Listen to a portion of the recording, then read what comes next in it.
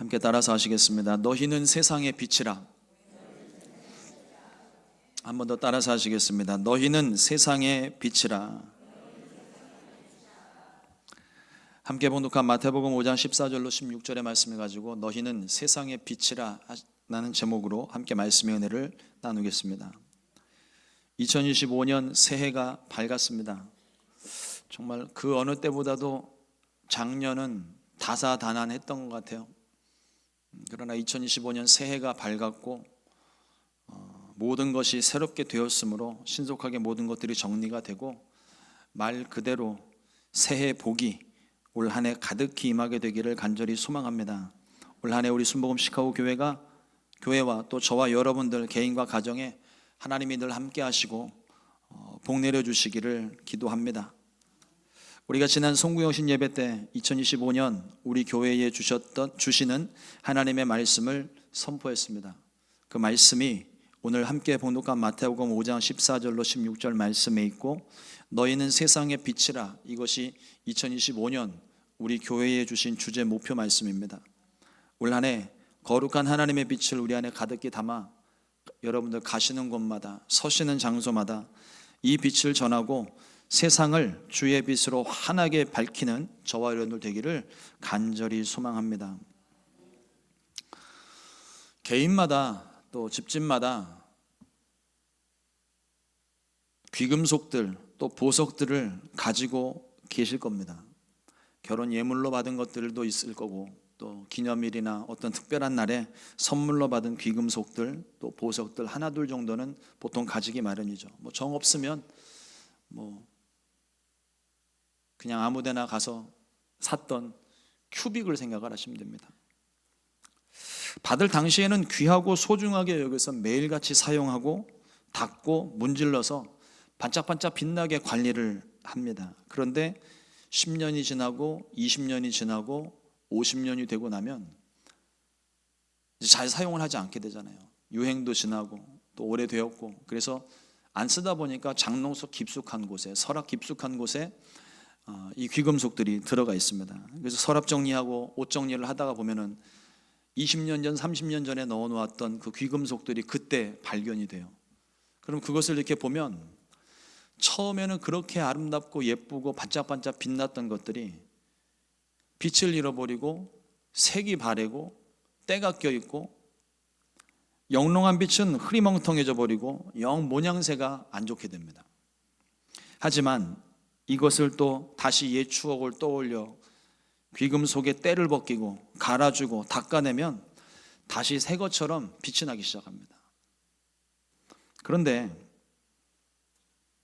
우리가 아무리 값비싼 보석이라 하더라도, 큰 돈 주고 장만했던 귀금속이라 하더라도 캄캄한 방 안에서 보면은요, 그건 쇳덩이고 돌덩어리에 불과해요.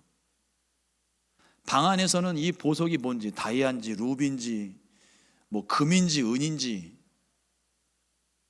도금인지 전혀 분간이 되지를 않습니다. 분명 좋은 것을 내가 가지고 있음에도 불구하고 이 가치를 어두운 곳에서는 확인할 수가 없습니다. 불을 켜고 빛을 비춰봐야 빛나는 보석의 정체가 확인이 돼요. 보석은 자체로 빛을 가지고 있지 않습니다. 빛이 비춰질 때 보석의 가치가 비로소 드러납니다. 빛이 없으면 어떤 보석이라 하더라도 아무런 값어치가 없는 거예요. 오늘 말씀에서 예수님은 제자들에게 그리고 우리들에게 너희는 세상의 빛이라고 말씀하셨습니다. 이 말씀은 우리가 빛 자체라고 말씀하는 것이 아니라 예수님을 믿음으로 말미암아 예수님의 빛이 우리에게 비춰져서 빛나는 존재가 되었음을 말씀하시는 거예요. 하나님은 천지를 창조하시면서 하나님의 모양과 형상을 담은 보석과도 같은 존재로 우리를 창조하셨습니다. 그리고 만물을 다스리는 권세를 주셨어요. 그 자체만으로도 가치 있는 존재로 우리를 창조하셨습니다. 그런데 아담과 하와가 하나님 말씀에 불순종하여 죄를 범했고 하나님의 모양과 형상을 잃어버렸어요. 여전히 호흡을 하고 있는 존재 자체로서의 가치는 있겠지만 그 가치는요, 하나님과 함께 있을 때, 하나님의 모양과 형상을 가지고 있을 때만 그 가치가 의미가 있는 거예요. 하나님을 떠난 사람에게는요, 존재로서의 가치는 있을지 몰라도 우리를 창조하신 하나님의 빛, 생명의 빛, 거룩한 빛을 받지 않은 상태로서는요, 아무런 소용이 없습니다. 보석이 스스로 빛을 내는 것이 아니라 받은 빛을 반사시키는 것처럼 우리 인생들도 하나님의 빛을 받아야 반짝반짝 빛이 나게 돼 있어요. 하나님께서 저와 여러분들을 하나님의 모양과 형상대로 창조하시고 각자의 특성과 속성들을, 재능과 달란트를 허락해 주셨습니다. 모든 보석이 다 똑같은 색이 아니잖아요. 어떤 건 빨간색이고 어떤 건 초록색이고 어떤 건 노란색이고 모양이 다 달라요. 근데 이 보석이 스스로 빛을 내는 게 아니라 빛을 받고 반사하면서 굴절 각도에 따라서 빨간색을 내기도 하고 노란색을 내기도 하고 총천연색의 다른 색깔들을 내는 거죠. 다이아몬드 같은 경우는 무색이지만 그 빛이 비춰졌을 때 각도에 따라서 얼마나 표면을 깨끗이 깎고 어떤 각도로 깎았느냐에 따라서 반짝거리는 그 빛남이, 그게 그 보석의 가치를 정하는 거잖아요. 우리에게 하나님의 빛이 임했습니다. 우리를 창조하시고 그거에 생기를 불어넣으심으로 저와 여러분들의 존재를 그렇게 만드시고, 에덴 동산에서는 빛 대신 하나님께서 그 찬란한 빛을 확 비춰주실 때 저와 여러분들이 그 속에서 빛났어요. 그런데 죄를 짓고 난 다음에 빛이 가려지고 빛이 차단되고 하나님과의 관계가 끊어지고 빛이 더 이상 공급되지 못하니까 세상 가운데로 쫓겨나 그 속에서 어둠과 절망과 한숨 속에 빛을 내지 못하는 그런 존재, 분명 살아는 있기 때문에 존재로서의 가치는 있는데 빛나지 않은 존재가 돼버리고 말았던 것이죠. 그런데 이런 우리들에게 하나님께서 빛을 비춰주셨습니다. 요한복음 1장 9절 말씀에 참빛 곧 세상에 와서 각 사람에게 비추는 빛이 있었나니, 어둠 속에 있는 자들은 여전히 그 빛을 깨닫지 못하고 거부했어요. 그러나 이 빛을 믿고 받은 사람들은 삶의 이유와 목적, 또 삶의 가치를, 우리에게 주셨던 권세를 모두 다 회복할 수 있었습니다. 빛을 받았기 때문에 그런 거예요. 원래부터 이 빛을 받고 빛을 발산하는 존재로 우리를 창조하셨는데 빛이 차단되고 나니까 모든 걸 잃어버렸다가 다시 빛이 비춰져서 우리로 하여금 그 모든 것들이 회복되게 하신 것입니다. 이 빛은 예수님입니다. 예수님께서 이 땅에 빛으로 오셔서 빛을 잃은 우리들에게 생명의 빛을 비추어 주시고 소망 없는 자들에게 소망을 주시고 반짝반짝 빛나게 만들어 주신 거예요. 올 한 해 기회 닿는 대로 이 빛에 대해서, 어쩌면 오늘 우리가 함께 본독한 이 말씀, 어떤 때는요 제가 한 달 내도록 이 본문만 가지고 설교를 할 수도 있어요. 주시는 말씀에 따라, 은혜에 따라서 이 빛을 계속 말씀을 드릴 텐데, 이 빛에 대해 말씀을 나누고 이 빛이 우리 안에 가득하게 비춰지는 그런 찬란한 한 해가 되기를 간절히 소망합니다. 오늘은 예수님께서 너희는 세상의 빛이라 말씀하실 때 이 빛이 놓여야 할 자리에 대해서 함께 은혜를 좀 나누려고 합니다. 그동안 저는 이 빛이 빛나는 것, 빛의 기능에 대해서만 생각을 했었지 빛이 있어야 할 자리를 많이 고민하지 못했던 것 같아요. 잘 아시는 바처럼 빛은 주변을 환하게 비춥니다. 이것은 빛의 주 기능이에요. 작은 방 안에 촛불 하나만 켜져 있어도 방 안이 환하게 빛납니다. 빛을 가로막지 않는 한 그 빛은 온 방을 환하게 비추는 거예요. 요즘이야 다 전기가 있으니까 스위치만 올리면 방 안이 환하게 빛나지만, 정전이 되고 난 다음에 요즘은 또 핸드폰에 다 후레쉬가 달려 있잖아요. 불을 켜서 방 안을 비추기도 하고, 배터리가 똑 떨어져 버리면 어디선가 또 촛불을 찾아서 촛불 켜고. 근데 그 촛불을 어디에 놓느냐에 따라서 방 안의 밝기가 달라지는 거예요. 촛불을 켜서 방 바닥에 두면은요 방 안이 그렇게 환하지가 않아요. 근데 이 촛불을 들어서 식탁이나 어디 냉장고 위에 높은 곳에 이 촛불을 올려놓으면 방 안이 훨씬 더 환해지는 걸 볼 수 있습니다. 그리고 이 빛이 어두운 곳에 빛을 비추면 길이 보이고 잃어버린 물건을 찾을 때도 빛이 있어야 잃어버린 걸 다시 찾을 수 있습니다. 그런데 이 빛이 주변을 환하게 비추더라도 어디에 있는지가 굉장히 중요한 것 같아요.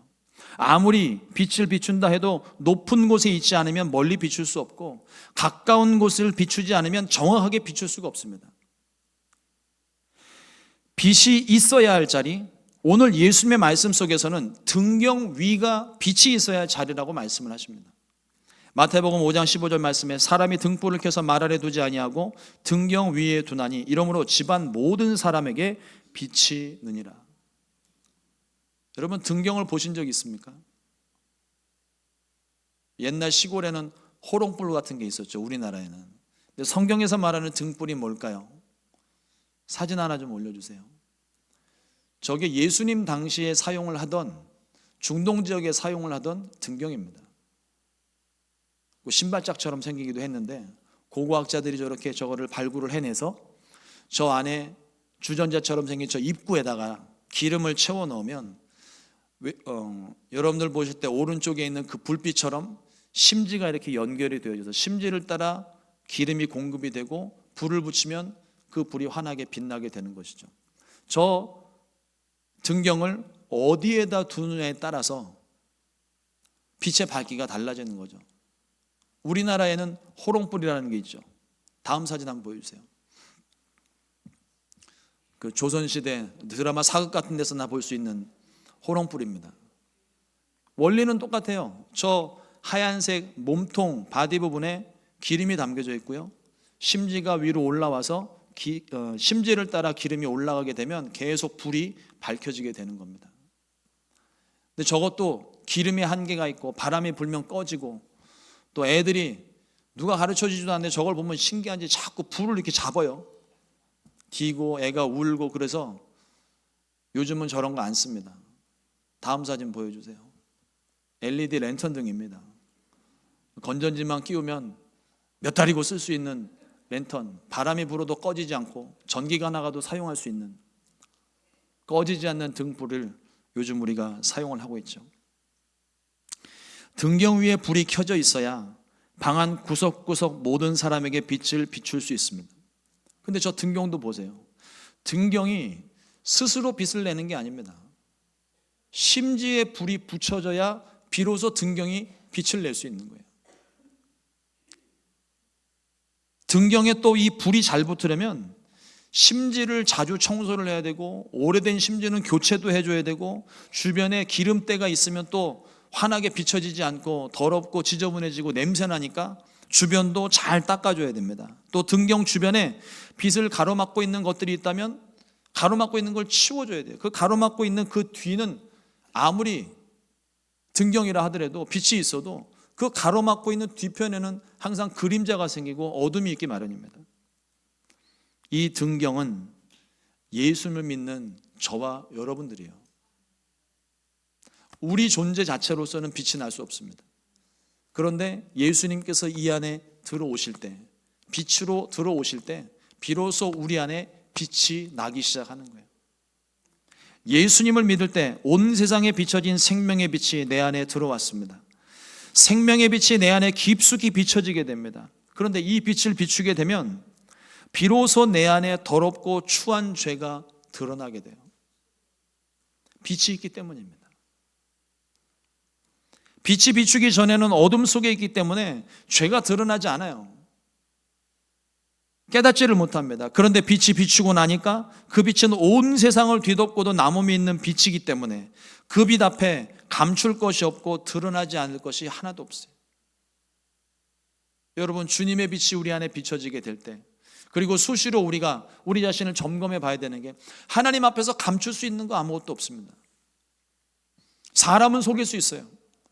그러나 하나님은 결코 속지 않으십니다. 우리의 중심을 보시기 때문에 그래요. 그 주님 앞에 나와서 기도할 때 여러분, 하나님 앞에서는 체면치레가 필요 없어요.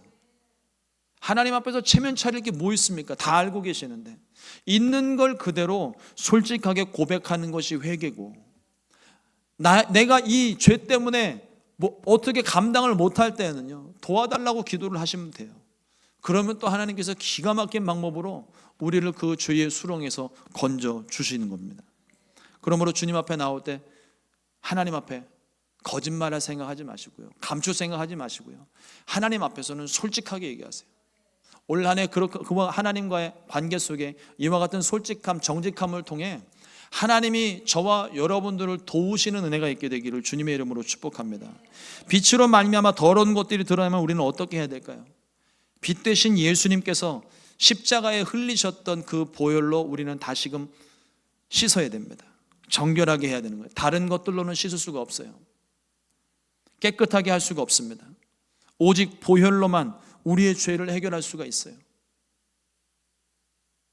그리고 예수님을 나의 주인으로 모셔드리면 보혈로 씻어진 내 마음에, 보혈로 깨끗이 비워진 내 마음에 빛 되신 주님께서 그제서야 들어오시는 거예요.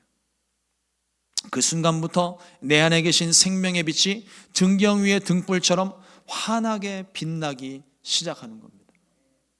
우리 안에 온갖 세상의 더러운 것들이 남아있으면 제대로 빛이 나지를 않아요. 심지도 교체를 해줘야 되고, 또 심지 주변에 온갖 이물질, 오래도록 사용해서 끓음과 검게 변한 모든 기름때들을 다 제거를 해줘야 불 환하게 나고 냄새도 나지를 않습니다. 우리 주변에 또 빛을 가로막고 있는 것들이 있으면 멀리 빛을 비추지를 못하죠. 그러므로 예수님을 모셔드리는 우리의 삶은 이 빛이 환하게 빛날 수 있도록 날마다 정결해야 하고, 이 빛이 멀리 뻗어갈 수 있도록, 멀리서도 이 빛을 볼 수 있도록 우리의 주변을 날마다 정리해야 될 줄로 믿습니다. 초등학교 5학년 때 성가대 선생님과 함께 강화도 만이산을 올라갔어요.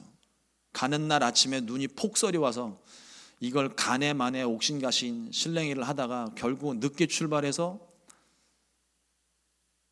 만인산 정상에 올라갔는데, 눈이 왔어도 다 치워놨으니까 정상에 올라가는데 벌써 4시인 거예요. 한겨울에 산속이니까 해가 금방 지는 걸 알고 빨리 서둘러 내려가자고 그러고서 서둘러 내려오는데 시간이 도저히 안 맞을 것 같으니까 선생님들이 저희들을 데리고 계단이 아니라 올라갔던 그 계단이 아니라 반대편 산 비탈로 저희를 끌고 가셨어요. 거기서 신문지를 깔고 썰매 타듯이 그냥 막 밀고 내려왔습니다. 한참을 내려가니 제가 2번째로 서 있었거든요. 앞에 있는 애만 어둑어둑해지니까 앞에 있는 애를 놓치면 안 된다고 해서 앞에 있는 애를 보고 달려나가고 있는데 앞에 있는 애가 갑자기 사라졌어요. 순간 어디 갔지? 그러는 순간 제 몸이 붕 떴습니다. 타고 내려왔던 그 길이 폭포길이었던 거예요. 그래서 폭포 아래로 첫 번째 애가 떨어지고, 그 다음 제가 떨어지고, 그 뒤로 제 친구 떨어지고, 선생님 떨어지고, 10몇 명이 한데 그냥 다 엉켜버린 거예요. 그날 눈이 왔으니 망정이지 여러분들 못 볼 뻔했습니다. 그렇게 해가지고 천신만고 끝에 길까지 내려왔어요. 근데 벌써 40년 전 얘기인데요, 그 시골에, 강화도 그 시골에 가로등이 어디 있어요. 다행히도 그날 달빛이 조금 이렇게 비춰서 길이 보이는 거예요. 그 길을 따라서 가는데 정말 칠흑같이 어둡더라고요. 눈을 뚫고 내려왔으니까 여자애들도 같이 갔었는데 다 동상 걸리고 아프다고 울고 안 되니까 못 걷겠다고 그러니까 막 업고 매고 막 이러면서 태어나서 처음으로 행군이라는 걸 한 것 같아요, 제 기억에는. 그러고서 이제 가다가 선생님이 갑자기 환호성을 지르시는 겁니다. 저 멀리 불빛 하나가 보이는 거예요. 작은 불빛 하나가 보이는 거예요. 마을이라는 표시인 거죠. 얘들아, 저기까지만 가면 우리 씻을 수 있어. 따뜻한 물 있고 온돌방이 있어. 그 말 한마디에 매여있던 애들, 엎혀있던 애들이 신이 나가지고 막 뛰기 시작하는 거예요. 아파 죽겠는데 뛰긴 어딜 뛰어요. 가다가 쓰러지고 또 업고 가고, 그렇게 해서 한 1시간 반을 그렇게 걸어갔던 것 같습니다. 여러분, 근데 그렇게 1시간 반을 걸어가는 동안에도 그 빛 하나가 있으니까 그 빛이 그렇게 멀리 있는데도 그 빛이 거기서 보이더라고요. 여러분, 작은 불빛 하나라도 그 빛이 있으면 우리에게 소망이 됩니다. 우리는요, 예수님의 빛을 담은 등경과 같은 존재예요. 스스로는 빛날 수 없습니다. 불이 붙어 있어야 주변을 밝힐 수 있어요. 그런데 또 스스로 빛을 내지 못하는 것 또 하나가 있더라고요. 하늘에 반짝반짝 빛나는 별입니다. 태양은 스스로 빛을 낼 수 있어요. 그런데 별은 스스로 빛을 내지 못합니다. 태양에서 오는 빛을 받아서 반사시켜서 보는 것이 우리 눈에 보이는 별들이에요.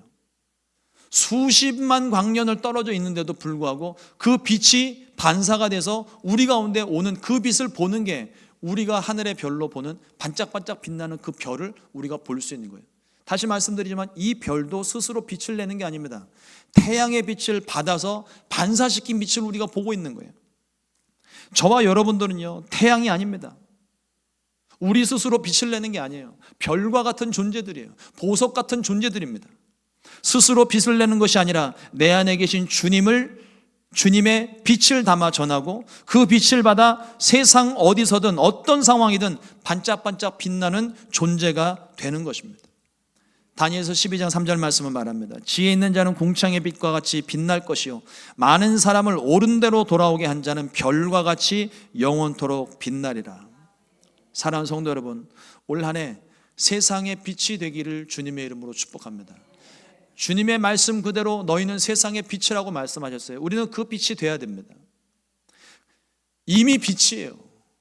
근데 이 빛이 얼만큼 세상 가운데 드러나느냐는 우리가 우리 자신을 얼마나 관리하는지, 우리가 얼마나 주님을 마음 가운데 모셨는지에 따라서 빛이 나기도 하고 안 나기도 하는 겁니다. 또 한 군데 이 빛이 있어야 할 위치가 있는데요, 빛이 제대로 빛된 역할을 하려면 빛이 어디에 있어야 되겠습니까? 어두운 곳에 있어야 됩니다. 우리가 타고 다니는 여러분 자동차, 지금 바깥에 날씨가 환하잖아요. 해가 쨍하고 비치지는 않았어도, 구름이 있어도 대낮에 헤드라이트를 켜면은요, 헤드라이트를 켰는지 안 켰는지 내가 계기판을 보기 전까지, 눈으로 확인하기 전까지는 헤드라이트를 켰는지 안 켰는지도 몰라요.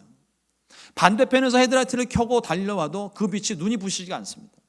그런데 밤에는 헤드라이트가 켜지게 되면 빛이 나가는 걸 내가 볼 수 있고, 반대편에서 빛을 비추오면은 눈이 부셔서 인상을 찌푸리게 되잖아요. 무슨 헤드라이트에 인공지능이 센서가 달려 있어서 밤이 되면 더 환하게 빛나는 겁니까? 밝기는 똑같은 거예요. 하지만 밝은 곳에서는 그 빛이 빛나지 않아요. 그런데 어두운 곳에 가게 되면 이 빛이 눈이 부실 만큼 환하게 빛나게 되는 것입니다. 등잔밑도 어두운 곳이죠. 우리 교회는요, 교회 안팎으로 어두운 곳에 빛을 비춰야 될 줄로 믿습니다. 주님의 빛이 없는 곳에 나아가야 그 빛이 더 찬란하게 빛나는 거예요.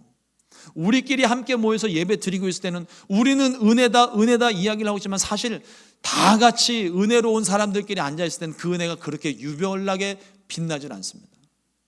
근데 여러분, 우리가 이 은혜를 깨닫는 게 언제예요? 내가 문제를 만났을 때, 어둠 속에 있을 때, 고난을 당할 때, 슬픈 일을 만났을 때, 하나님의 은혜는 한 번도 변한 적이 없는데 내가 그 고난 속에서 하나님을 찾게 될 때에 그 하나님의 은혜가 새롭게 받아들여지는 거죠.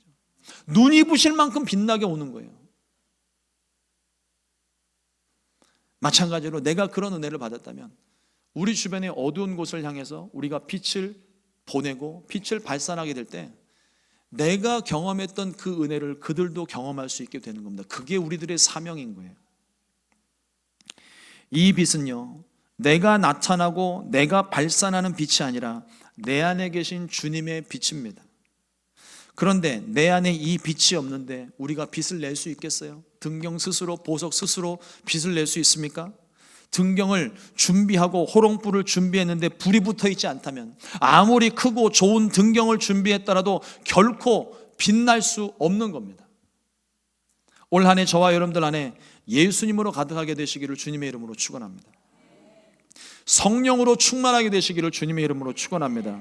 내 안에 이 빛이 있어야 내가 빛날 수 있고, 내 안에 이 빛이 있어야 반짝반짝 빛나는 보석이 될 수 있습니다.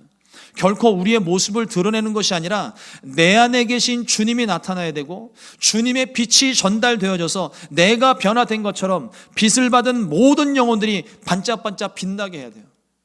우리 순복음 시카고 교회가 이 시카고에서 가장 빛나는 별이 되기를 간절히 소망합니다. 우리가 이 빛을 가지고 있으면 이 빛을 필요로 하는 사람들, 이 빛을 찾는 사람들, 저 멀리서도 4시간이고 5시간이고 빛을 향하여, 그 생명 있는 곳을 향하여 사람들이 달려오게 되어 있습니다. 그러므로 우리는 안으로는 이 빛을 더욱더 잘 간직하도록 우리는 더욱더 기도하고 예배하고 찬양하고 감사해야 될 줄로 믿습니다. 그리고 우리가 이제는 바깥으로는 어두운 곳에, 빛이 많은 곳에, 예수님 믿은 사람들 모임 있는 곳에 너무 그렇게 자주 안 가셔도 돼요. 우리가 찾아가야 되는 곳은 예수님 믿지 않는 사람들, 그들과 함께 어울려서 죄를 지으라는 것이 아니라 그들에게 빛이 필요하기 때문에, 저와 여러분들에게 주신 이 빛은 그들에게 가서 비추라고 주신 빛입니다. 이 빛을 전해야 되는 거예요. 예루살렘과 온 유대와 사마리아와 땅끝까지 이르러 내 증인이 되라 하신 말씀, 이 빛을 전하라고 주신 말씀과 똑같은 말씀입니다.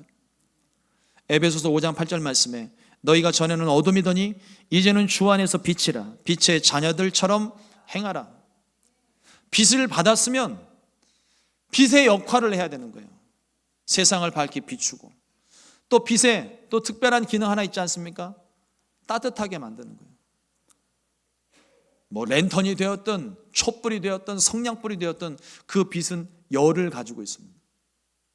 세상을 따뜻하고 아름답게 만드는 것이 너희는 세상의 빛이라 하신 말씀에 담겨져 있는 중요한 의미인 거예요. 우리 순복음 시카고 교회가 올 한 해 주의 빛을 들고 시카고 구석구석 생명의 빛으로 환하게 비추기를, 또한 생명의 빛으로 환하게 빛나게 되시기를 주님의 이름으로 축원합니다. 기도하겠습니다. 좋으신 하나님 감사합니다. 오늘도 주의 말씀을 허락해 주시고 하나님 말씀 통하여 우리가 세상에 비친 것을 다시 깨닫게 하시니 감사합니다. 우리에게 빛을 허락해 주신 것은 나를 구원하여 생명을 얻게 하신 것뿐만 아니라 나를 통하여 이제 이 빛이 없는 사람, 생명이 없는 사람, 그들에게 이 빛을 비추어서 하나님 그들도 나와 같이 생명을 얻게 하시려는 하나님의 거룩한 계획과 목적 때문인 줄 압니다. 주님, 우리가 우리 자신을 잘 정결케 또 성결하게 거룩하게 구별하여 잘 준비된 존재가 되게 해주시고, 내 안에 있는 예수님의 빛이 세상 가운데 더 찬란하게, 더 멀리, 더 환하게 빛날 수 있도록 주님, 우리가 우리를 다스릴 수 있게 도와주시고, 주님, 우리 안에 생명의 빛이 가득하게 빛나 세상 가운데 어디에 있든지 누구를 만나든지 반짝반짝 빛나는 별과 같은 존재, 보석 같은 존재가 될 수 있도록 은혜를 베풀어 주시옵소서. 올 한 해 주님의 빛이 우리 교회 가운데, 우리 성도님들의 삶 가운데 가득히 비춰져서 반짝반짝 빛나게 되는 복된 삶이 되기를 간절히 소망하고 예수님의 이름으로 기도드립니다.